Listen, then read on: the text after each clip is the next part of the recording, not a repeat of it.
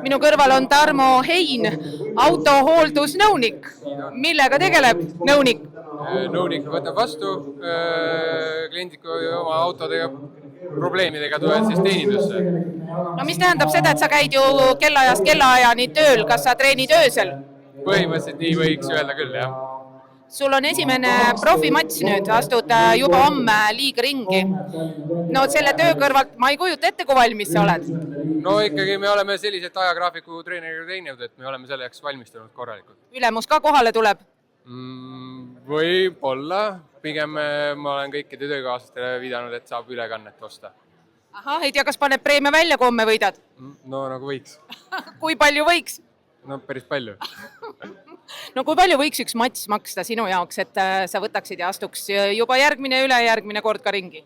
Kindlasti on väljaminekute küsimus, on hästi laialdane, sõltuvalt sellest, kuidas keegi üldse treeninguid teeb, teostab. Eratreenid maksavad päris omajagu palju. Ma ei oska öelda, et ikkagi niisugust 500 000-ni, 2000-ni niimoodi need summad peaksid liikuma.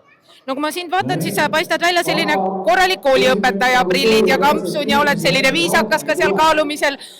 Siin samas oli väga palju sellist adrenaliini pealt ülbitsemist ja ärplemist ka. Mida sa selle kohta ütled, kuidas sa seda hindad?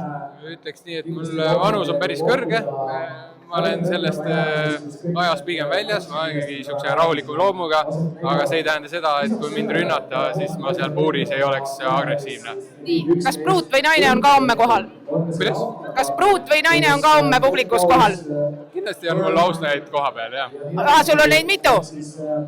Ei oska niimoodi öelda, et mitu on. Ma oleks andnud sulle võimaluse, et ütle midagi. Sa ütlesid, sa oled piisavalt vana emale nagu tervitusi ei saada, et saadaks siis kellegile. Vanaemale saadan kindlasti tervitusi. Mis vanaema nimi oli? Juta. Juta, me tervitame sind. Poeg läheb homme ringi ja loodame, et võidab. Võidan.